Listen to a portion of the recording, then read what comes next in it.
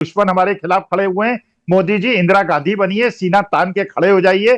चुनाव आयोग की मदद से आप चुनाव जीत रहे हैं, आपको बधाई, लेकिन लेकिन देश की मोदी रक्षा जी, कीजिए। चलिए मोदी जी देश को अमेरिका के आपने सामने खड़े बिल्कुल हो बुरी जाएंगे, हालत लेकिन में पहुंचा दी। अखिल जी, विपक्ष को भी मोदी जी के सामने सीना तान के खड़ा होना पड़ेगा। अगर विपक्ष अरे मजबूत नहीं क्या रहेगा चुनाव महाराष्ट्र आयोग जो में। बैठा हुआ है, ये अरे जो भ्रष्ट इंदिरा चुनाव जी को आयोग बैठा अटल जी हुआ ने है। साथ दिया वैसा साथ है क्या आज? इंदिरा जी को अटल जी ने कितना साथ दिया? कभी देश के खिलाफ कोई भी बात हुई, कितनी भी बात हुई, अटल जी साथ रहे हैं। अरे तो इंदिरा विपक्ष जी भी ने काम चाहिए भी वैसा, दुर्गा वाला किया था भाई, वैसे विपक्ष चाहिए। अखिल जी, दुर्गा वाला काम किया था। ये कॉमेडी विपक्ष नहीं चाहिए राहुल अरे जी का। माता दुर्गा वाला काम किया था इंदिरा गांधी ने, उसी बांग्लादेश को अपना शत्रु बना हाँ, लिया मोदी जी इमरजेंसी ने। माता दुर्गा ने लगवाई थी और सेकुलरिज्म इमरजेंसी में लाया था भी। तो किस लोकसभा और राज्यसभा में सेकुलरिज्म पास हुआ, जरा बता दीजिए। आप तो मेरे बड़े भाई हैं एकदम। कहाँ कोई चीज कहाँ पास होती है? सदन में पास होती एक है। आखिरी सवाल का जवाब भी लेते हैं राम कुमार जी और अखिल जी आपसे, उसके बाद अपनी इस बातचीत को खत्म करेंगे। आखिरी सवाल है, ना तो महायुति से जुड़ा हुआ है, ना महाविकास अघाड़ी से जुड़ा हुआ है। आखिरी सवाल है हैदराबाद की पार्टी एआईएमआईएम को लेकर, उसका उभार मौसेरा महाराष्ट्र भाई है, में बीजेपी के मौसेरे भाई हैं। पिछले कई सालों से बीजेपी के देखा जा रहा मौसेरे है। भाई। आएंगे अखिल जी आपके पास। अभय भाई, एआईएमआईएम जिस तरह से महाराष्ट्र में उभर कर सामने आ रही है, 2019 में तो उनके एक सांसद भी जीत गए थे औरंगाबाद से, लेकिन उनको 24 में हार का सामना करना पड़ा।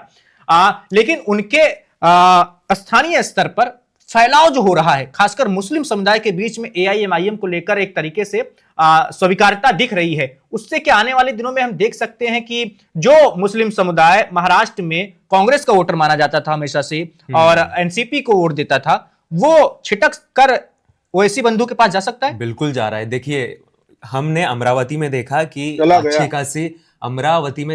खासे एमआईएम के साथ उनके बेसिकली कॉर्पोरेटर्स चुन के आए हैं। उसके बाद मुंबई में भी हमने देखा कि वहां पर उन्होंने अपना खाता खोला है। भिवंडी में हमने देखा कि वहां पर उन्होंने अपना खाता खोला है। तो एक तरीके से एमआईएम की ग्रैंड एंट्री महाराष्ट्र में 2014 में हो गई थी। भारतीय जनता पार्टी का उसके बाद लाखों करोड़ों रुपए दिया गया है और वो मौसेरे भाई हैं, भारतीय जनता पार्टी के मौसेरे भाई बोल रहे हैं। लेकिन बात यह भी है कि जब नहीं है, रिश्ते में है मौसेरे भाई, हिंदुत्व की राजनीति होगी, जब ध्रुवीकरण की राजनीति होगी, तो दोनों एक पोल्स पे जनता जाके खड़ी हो। लेकिन अखिल जी, आप कहते हैं कि चलिए मौसेरे भाई हैं, लेकिन यह भी सत्य है कि ओवैसी ना सिर्फ संसद में बल्कि संसद के बाहर टीवी डिबेट्स में और भी जगहों पर जिस तरह से तथ्य के साथ मोदी सरकार को घेरते हैं, वैसे बहुत सारे विपक्ष के बड़े बड़े नेता नहीं घेर पाते। बिल्कुल राइट।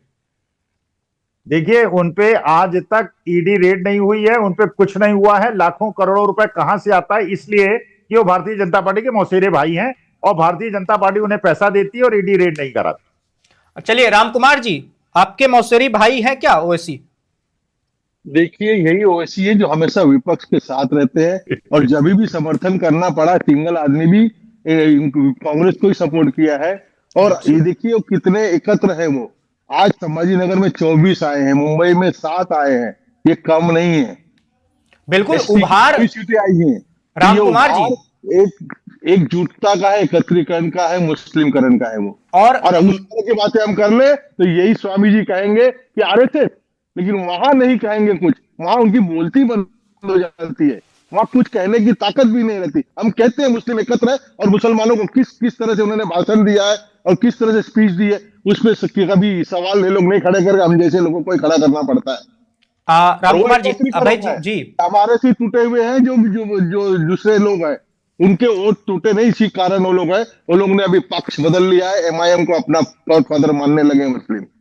और अभय भाई ये भी देखें कि पिछले 3-4 महीनों में देखें तो दूसरी बड़ी सफलता एआईएमआईएम को मिली है। पहले तो बिहार में उन्होंने 5 सीटें जीती और अब महाराष्ट्र में उनको सफलता मिली है। अभी प्रधानमंत्री नरेंद्र मोदी ने भी प्रतिक्रिया दी है जो नगर निगम के चुनाव के परिणाम आए हैं महाराष्ट्र में, और बधाई दी है भारतीय जनता पार्टी के कार्यकर्ताओं को, नेताओं को।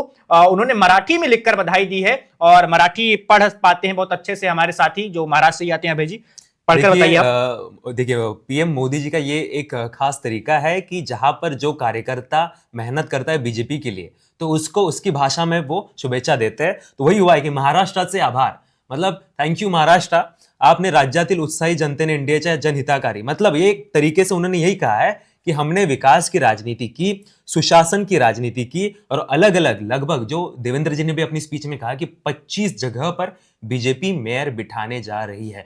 और देखिए, मोदी जी ने भी वही कहा है कि अलग अलग महानगर पालिका के चुनाव में जिस तरीके का भरोसा लोगों ने बीजेपी के ऊपर दिखाया है उसके लिए वो ऋणी रहेंगे उनके। और सबसे इंपॉर्टेंट बात, उन्होंने एक प्रतिज्ञा भी ली है कि आने वाले टाइम में प्रगति होगी, मतलब विकास होगा, और राज्य से जुड़ी जो भी सांस्कृतिक भी निशानियां हैं उनको भी और ज्यादा जागरूक और बेहतर किया जाएगा। मतलब जो नेटिविज्म, स्टेट आइडेंटिटी की बात जो कर रहे थे, जो लैंग्वेज की आइडेंटिटी की बात कर रहे थे, उसको भी कहीं ना कहीं एड्रेस किया है इस ट्वीट में। बिल्कुल, और आभार मानतोय तुमच्या सोबत आज डिबेट करायला भेटले, दोघांचा आभार।